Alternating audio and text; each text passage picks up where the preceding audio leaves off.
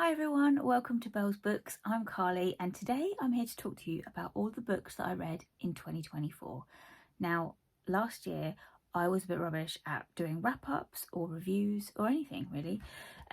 So today I'm going to attempt to speed through all of the books that I read last year. So I'm going to tell you about them just very briefly and then I'm going to move on to my best books of 2024. So I'm breaking this down into fiction and non-fiction. This video is just going to be about fiction. So I'll speed through all of the fiction books that I read, not including, I'm going to leave out graphic novels, because I read a few graphic novels for the first time last year and really enjoyed them. So I'm going to speak about those in a separate video. I'm also going to speak about non-fiction in a separate video. So let's get on. I have a list here of all of the fiction books I read last year, and then I've got, here's a sneak peek, my best books of last year. So let's start. I'm going to try and keep this brief. So I started last year reading Leave the World Behind by Rumaan. I also watched the film. The book is much better. If you've watched the film and you didn't rate it, do read the book. This is a kind of not dystopian, but end of times novel about a very privileged family that go away to a holiday cottage for a holiday, and they are disturbed by the owners of the cottage turning up saying something has happened. This is in, I think, near New York. Something has happened in the world outside. There's no communication, no information whatsoever, and they have to let them in because it's their house, and it's about what goes on from there. It's about privilege and power. Great kind of social commentary, very freaky and very scary. The book does it much better, so read the book. Then I read Burial Rites by Hannah Kent, which is a historical fiction reimagining of what happened to the last woman that was hanged in Iceland. I love this book, read it for my book club.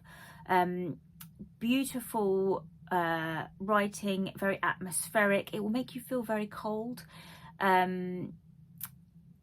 Quite kind of eerie, and yeah, just it will kind of make you fall in love with that character and really feel for her. I love that book a lot. I'm going to skip over the ones that are my best books, so down the list. Then I read Nightbloom by Adzo Medie. I read this because it was longlisted for the Women's Prize. It's a story of two cousins, and it's like a coming of age story. So it starts when they're children and they were really close, and as they get older, one of them moves to America. I think the other one stays in, where is it set? Completely forgotten where it's set. I want to say Nigeria. I don't know if that's right. But it's about how they grow apart, and it's told from each of their perspectives. So you get one cousin's perspective and then the other cousin's perspective. And I loved this for the way that it revealed how a difference of perspective and something you don't know about someone completely changes how you think about that thing or that person. Very clever, really enjoyed it. Then I read Ordinary Human Failings by Nolan, again because this was longlisted for the Women's Prize. This was about an Irish family that didn't have much money and moved to somewhere in England, and they were kind of exploited by a journalist who took them into this hotel to look after them, but actually he just wanted to exploit them for their story because a young child died on their housing estate and they were implicated in it. Great social commentary, again about privilege, power and wealth, but it was so bleak. There was just like zero hope in this novel, and I just found it really hard because there was just like not much balance between light and dark. It was all quite dark. So yeah, very bleak. Then I read The Girls by Emma Cline, again for my book club. This is a coming of age novel based around the character of Evie. It's set in 1960s and she falls in with this commune family. It's based on the Charles Manson murders, the Manson family murders. So it's kind of about that, and it's about how they lived and how it was easy for those girls that were kind of like impoverished or looking for a way out to fall in with that kind of situation. Found it really interesting, and yeah, I really enjoyed that novel. Then I read The Rachel Incident by Caroline O'Donoghue. I listened to this on audiobook and I don't really remember much about it. It was fun. It was a fun read. It's about Rachel and her friend James, and an older man that is a professor of Rachel at her university, and kind of their very complicated relationships. It was quite funny from what I remember. I really enjoyed learning about like how Rachel and James, her flatmate, kind of got on with each other, and it was very kind of, I don't know if it went, I can't remember when it was set, but yeah, I just enjoyed their relationship, their friendship, and just the kind of perspective of very young people. It's not something that I often read, but I did enjoy it, but yeah, it just didn't really stay with me. Then I read The Hollow Places by T. Kingfisher, which is a fantasy. I've only ever read one by T. Kingfisher before, which I really enjoyed, which was a Beauty and the Beast retelling. The Hollow Places was bonkers.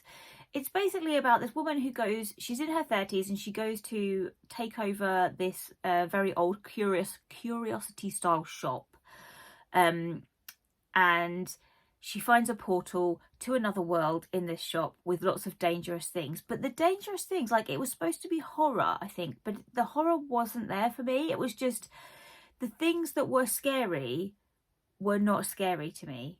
So that was very odd. There were some strange descriptions of a little bit of grossness, but nothing that really frightened me. So I just found it very confusing. Yeah, very odd book. Then I read In Defence of the Act by Effie Black, again for the Women's Prize, which I loved. I've done a single review of this, so I'll link that in the description box down below. Then I read Our Wives Under the Sea by Julia Armfield, again for my book club, my book club that I go to in Cambridge, and I thought I was going to love this novel, and I didn't love it as much as I thought I was going to. It just felt like something was missing. It's about this woman whose wife goes on a submarine expedition and is away far longer than was meant. Something obviously happened. They get stuck down there. You get it from two different perspectives, again, which I really enjoy. But from the perspective of the wife under the sea, again, I just felt like I wanted a bit more from that. There was this creeping, something's outside the submarine vibe going on, but I wanted to know what it was. I wanted more descriptions. You don't get that. And then she comes back and she's very changed. Something's happened to her and she can't go outside. And the wife that's at home is trying to cover up for the fact that something is going wrong with her wife. Again, I just found this quite sad and bleak. It was very much about kind of grief and loss of a loved person. But yeah, I didn't love it as much as I hoped I would. Next, I read Stoney Devotional by Charlotte Wood, again for the Women's Prize, I think. Was it for the Women's Prize? I can't remember, but I loved this. I really enjoyed this book. I felt like it was a quiet novel. It was about a woman that goes to a kind of religious community to escape from her life, and the life she's escaping from is a relationship and a career in her job was something to do with climate change in a way, or kind of ecology and biodiversity and that kind of thing. But she is, I guess, overwhelmed by the fact that the world is on fire and goes to this place to escape. So I found that really interesting, particularly in terms of that kind of commentary about what do we do when we feel everything in the world is terrible.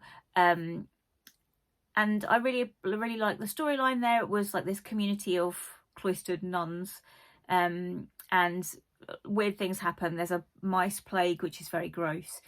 It's about the way that they interact with each other. Very odd things, like the bones of a dead nun is coming home and someone else comes in to kind of oversee that, but she's a real activist, and there's a kind of a bit of commentary about the need for escape, the need to block out what's happening in the world, and the need to fight against it. So I found that really interesting, really insightful. It was a page turner. It was written, I think, in diary form, so there's a lot that's not said, and I really appreciated that. Just really enjoyed that novel. Then what next? Oh, Eleanor Oliphant is Completely Fine by Gail Honeyman has been on my TBR for years. Read it for my book club at the library that I host. Really enjoyed it. It surprised me because I've had it on my TBR for a long time, and then it's one of those books where I thought maybe it's just kind of, because it was very popular at the time, maybe it's going to be a bit trashy. I don't know why I had that in my head, but I adored it. I thought it was great. I loved the voice of Eleanor, the main character, who is like very lonely. I picked it because there was something on the calendar I wanted to highlight about loneliness, and the need for community and caring for other people that you don't know. So it worked really well in book club. Really enjoyed the book. It was funny at times, it was heartbreaking, but I loved it. I also read A Visit from the Goon Squad by Jennifer Egan, which is another one that's been on my TBR for years. Thought I was going to love it. Slightly experimental. I don't remember it at all. It was like a series of interconnected short stories, each from a different character's perspective, and characters all pop up in the other stories. It's set around the music world in America, which is not really something I have much knowledge of. The most memorable thing about that book is that there is a chapter in the style of PowerPoints, which I very much enjoyed, but other than that, not memorable at all. I listened to So Late in the Day by Claire Keegan on an audiobook. Whew, that packed a punch. It's about a man reflecting on a relationship that has ended, but it will punch you in the gut because it is just so cleverly done. The way that she writes this man and the way that he talks about this woman he was engaged to just kind of exposes the way that sexism and misogyny is amplified. Yeah, very powerful. I read Looking Glass Sound by Catriona Ward and I hated it. I wish I'd DNF'd that book. I just thought the premise sounds really good, but also the blurb on the back tells the story from halfway through. So it was very confusingly marketed.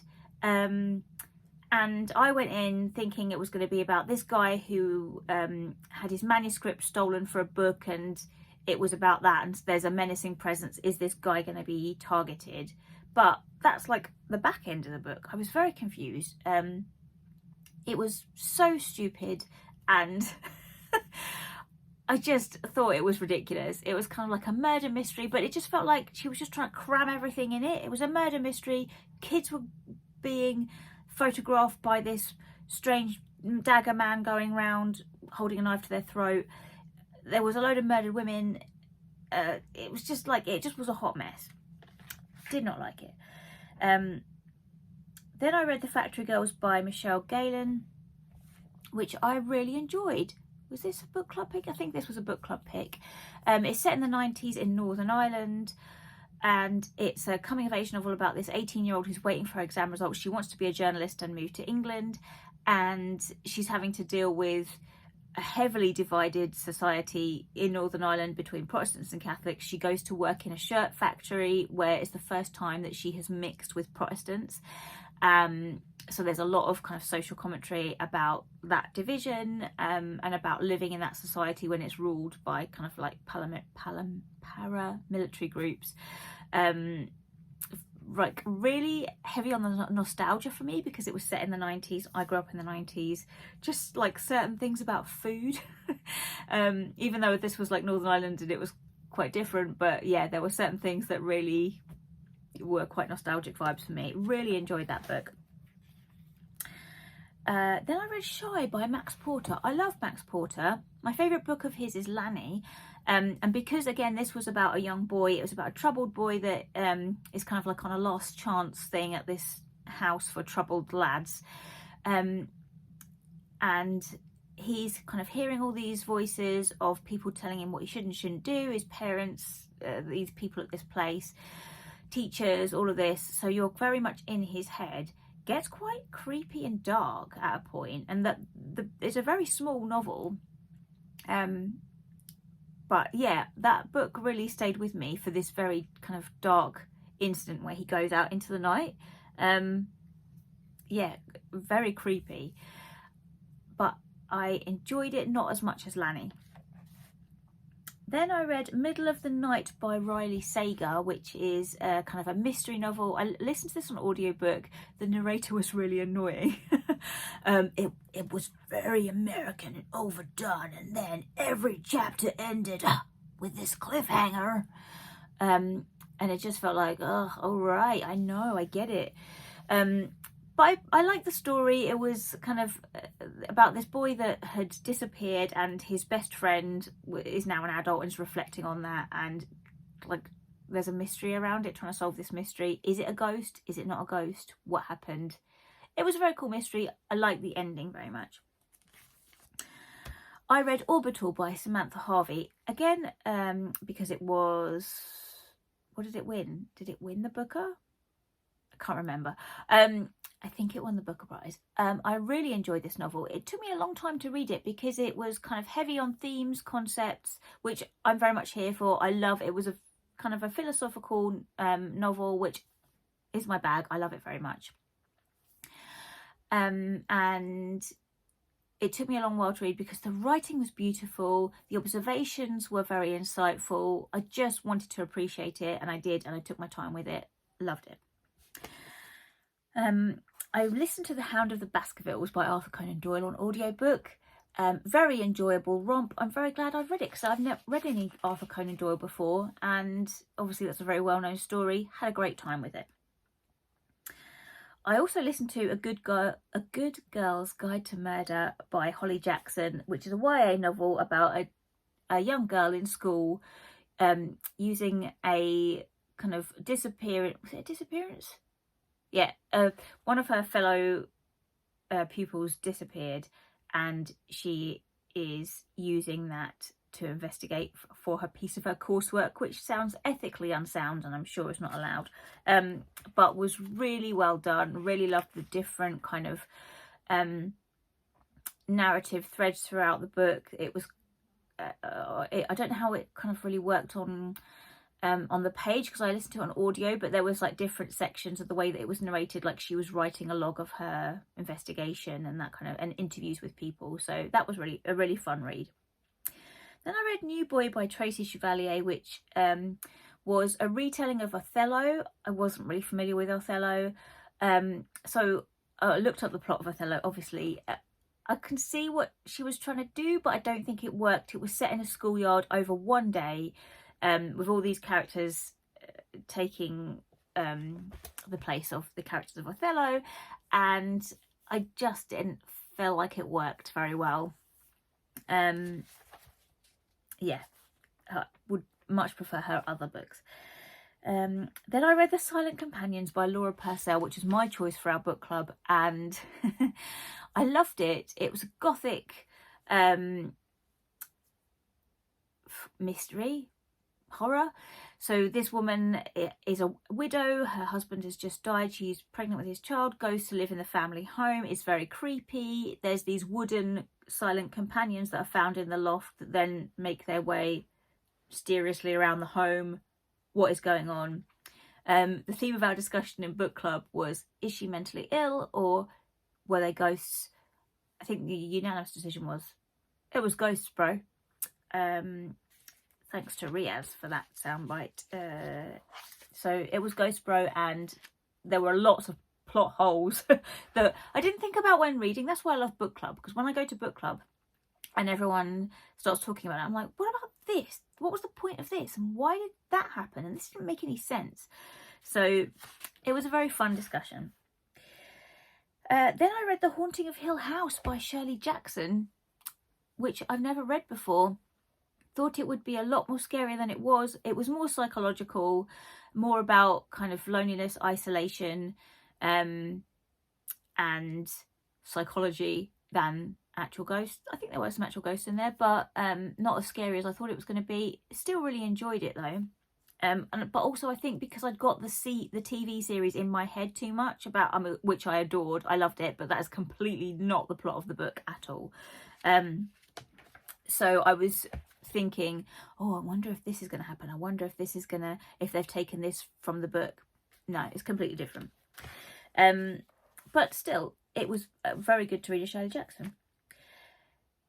I also read My Real Children by Jo Walton for book club, which is a kind of a split timeline alternative reality book. I really enjoyed this. It really surprised me.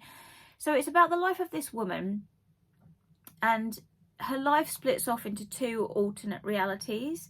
Neither of them are on a par with our own. So it talks about like political, historical things that happen that we are familiar with, but they're different. So Kennedy is assassinated, but in one timeline it's a bomb that kills him, and another timeline nuclear war happens. And the premise of this book is that she has one timeline of her life where she kind of has a great career, she has a meaningful relationship with someone she loves, and her personal life is very good, but the world at large is not good. That's the nuclear war side of things, and human rights aren't as good. Like I think same-sex marriage doesn't happen. But in the other timeline, when her life, she's married to a man that doesn't love her, she has a lot of children, a lot of pain, a lot of drudgery in her life. She's not allowed to do anything, but the world is better, so it's more progressive. And I found that such an interesting concept for a novel, and I still think about it. It really stayed with me, that book, so very much enjoyed that. The narrative style was quite weird though. It felt very much, it was fast paced, and it was a lot told in summary, which I didn't enjoy. So because you're spanning two lives, it was very much like, and then this happened, and then the twins grew up, and then this happened, and then they moved to, and it was like, it was just a bit too fast. I felt like that could have been done completely differently, but still kept the same kind of insightful commentary on the themes. And I read The Haunted Man and the Ghost's Bargain by Charles Dickens for Christmas. This was part of Katie from Books and Things, her Mega Dickens read along, the Christmas version. Really enjoyed The Haunted Man.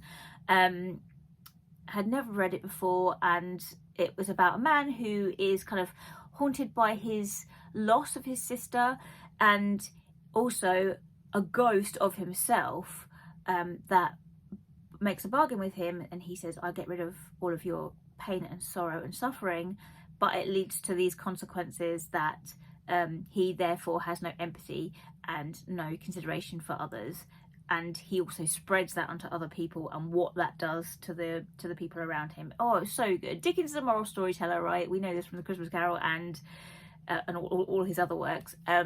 So it was very kind of like a moral tale, but I loved it. I thought it was so well done. Yeah, and it was just great to read a Dickens at Christmas.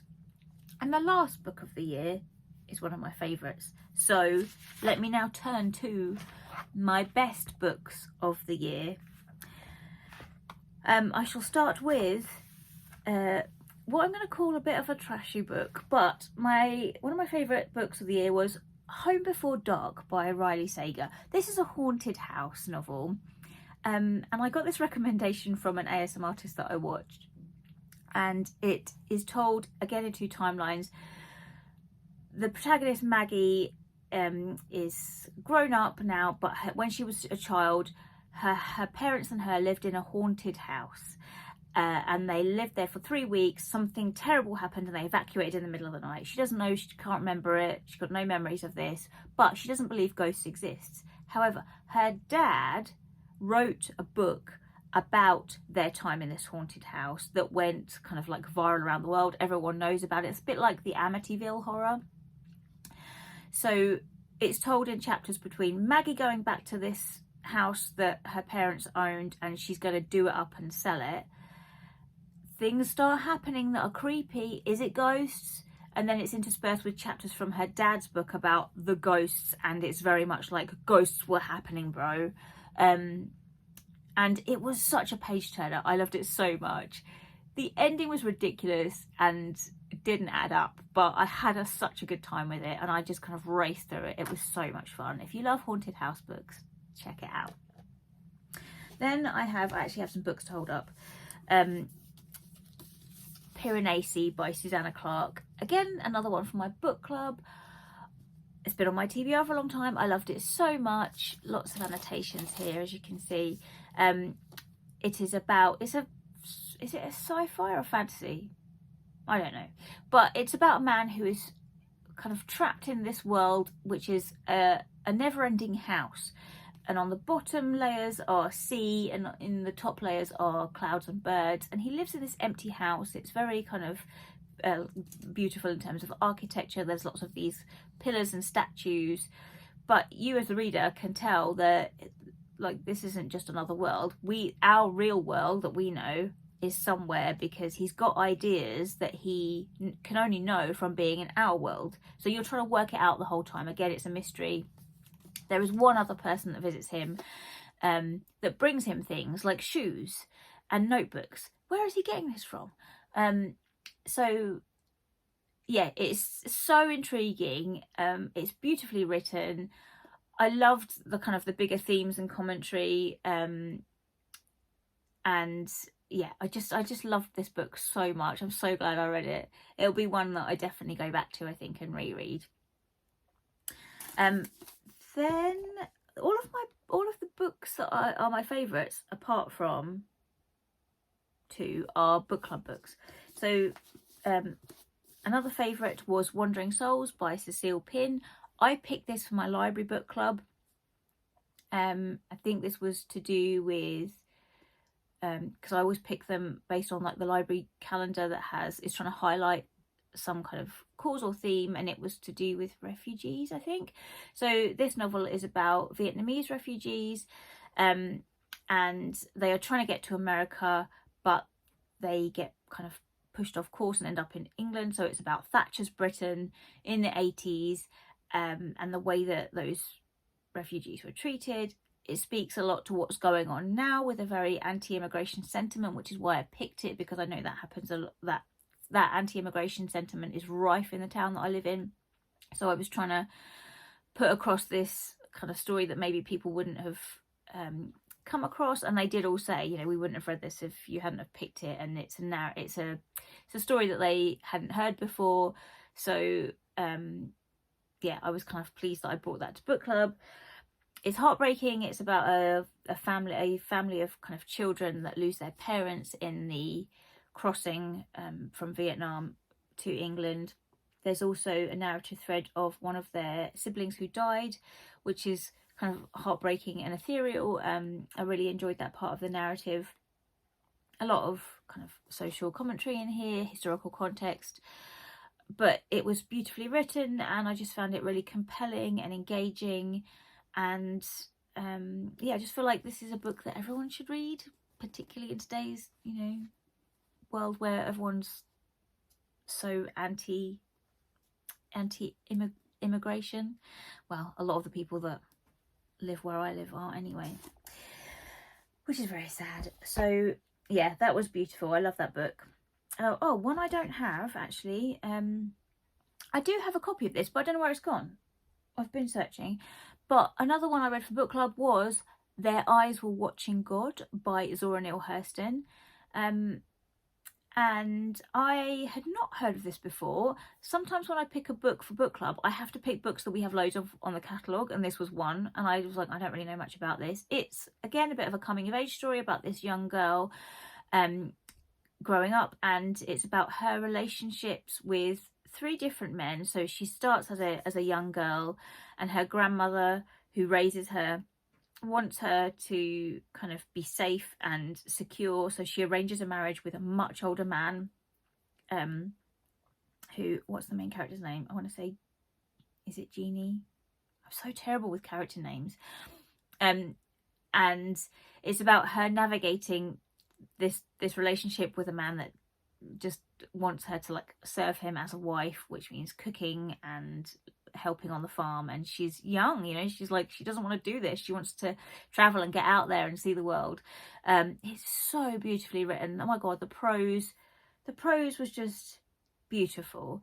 The language, some of the most beautiful I've ever read. I really enjoyed the story. Again, it was really compelling and engaging. You're really on her side. You want her to have this life that she dreams of, even though she's kind of thwarted at every turn because of the place that she has in society. A lot of commentary, social commentary on colorism, racism, general in America, because that's where it's set. And yeah, it's just a stunning book. I would urge you to read it. And my last book of the year, which I wasn't sure whether it was on my favourites because it was the last book I read of the year. Sometimes that happens if you finish a book and you really enjoy it, and then if you leave it a while, it maybe wouldn't be on your favourite books of the year, but I've put it on there anyway. It is Creation Lake by Rachel Kushner.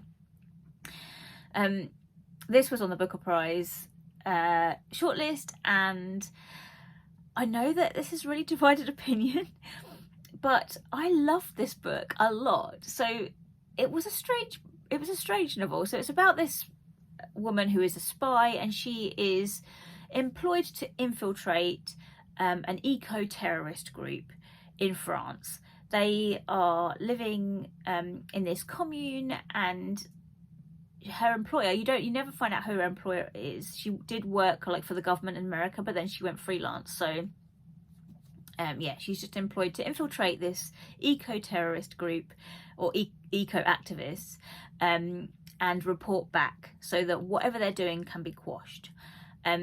She is a very morally grey character, and there's a lot in this book. I watched interviews afterwards with Rachel Kushner where kind of like everything that she's writing about happens. So she's talking about the way that people who are actual spies live lives, have partners, sleep with people, get married, have children with people as this persona that they're putting on as part of their job, which is what she's doing. She gets married to someone and sleeps with people that she doesn't like because she needs to be infiltrated into this group. So it's talking about that. It's also talking about the gender dynamics in this group. So it's led by kind of these privileged white boys who, like, I guess want to be a bit boho, and they've got all these lofty ideals, and they reference French philosophers like Guy Debord, and yeah, this kind of intellectual context that they are situating themselves in. And you know, their cause is good because they're trying to do things that are highlighting the problem. In this case, it's that the government are instilling mega basins where they take a big area of land and hold a ton of water in it for agriculture, for farming, but it's depleting the land of its natural resources. It's depleting the earth of like natural ecology, biodiversity, and the way that it should be working. It's all, again, you know, for profit, for mass production of food, without thinking about the consequences. So they're kind of protesting against these big mega basins, which I thought was just, that's a fictional thing. No, it's a real thing. It happened in France. So some of these things that I kind of looked up afterwards, I was like, oh god, it's really disappointing that that's a thing. But everything again is based on things that happened, and yeah, it's like what Margaret Atwood said when she wrote The Handmaid's Tale. These are all things that have happened. She's just smushed it together in this form. So I really enjoyed this book because it was quite philosophical. You get these musings again from a person who is influential to this eco-activist group called Bruno. He's writing them emails, and he's kind of gone to ground because he says the only way that humans can recover now is to go backwards, to live like we used to, you know, around campfires, living tribally, I guess. But there's lots of kind of big philosophical ideas about that, and I really enjoy those passages, particularly when he's talking about like Neanderthals and human history and human progression, and that's my kind of jam. I love that stuff. So I know it's not for everyone, and lots of people got annoyed by those passages, but I really love this a lot. I really enjoyed Rachel Kushner's writing, and so now I'm going to seek out more of her work. So this video is too long already. those are the books that I read in 2024, the fiction books that I read, and my top 5. Yes, so I'll do another video on my non-fiction and another one on my graphic novels, which is new for me. So I had a fairly good reading year in 2024. I think I read about 40 books, 41 books maybe. I'm going to say actually non-fiction was stronger than fiction this year, so look out for that video. It'll be coming next. But yes, I was really pleased with the books that I read this year in 2024, and very much enjoyed my top 5, of which I only have 3 here. There you go. So that's my reading for last year. I will speak to you soon in another video, but please do comment down below if you have read any of these, if any of my top 5 made your top 5, or what you thought about any of the other books that I read in the year.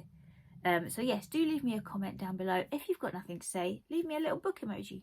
That would be very nice. Also, please do like and subscribe. I will see you very soon in another video. Bye everyone!